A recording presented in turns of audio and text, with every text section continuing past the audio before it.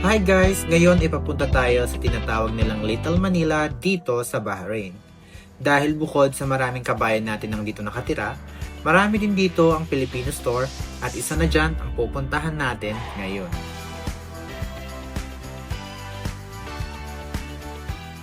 At andito nga ako ngayon sa Mekeni, Pampanga Cafeteria.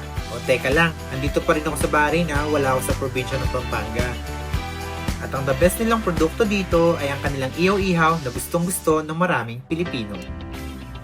Kung napanood mo ang unang vlog ko, food ang isang reason kung bakit hindi nakakaramdam ng homesick ang ilan nating kababayan, kabilang na rin ako doon.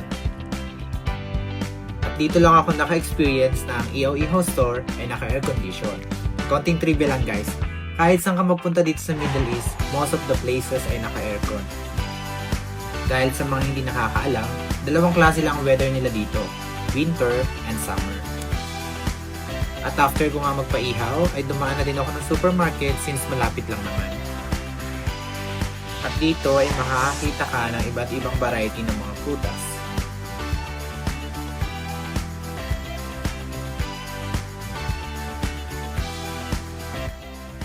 At kahit mga Filipino breads ay available din dito. At hindi ko nga pinalagpas ang most favorite snack ko. Syempre ang cornic.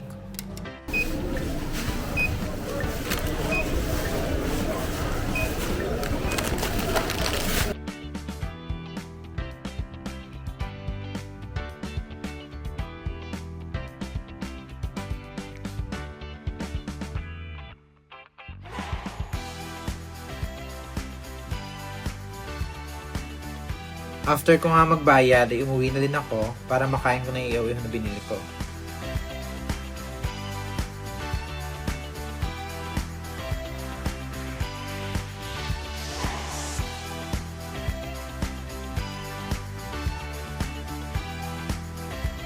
Yun lang guys. See you on my next vlog!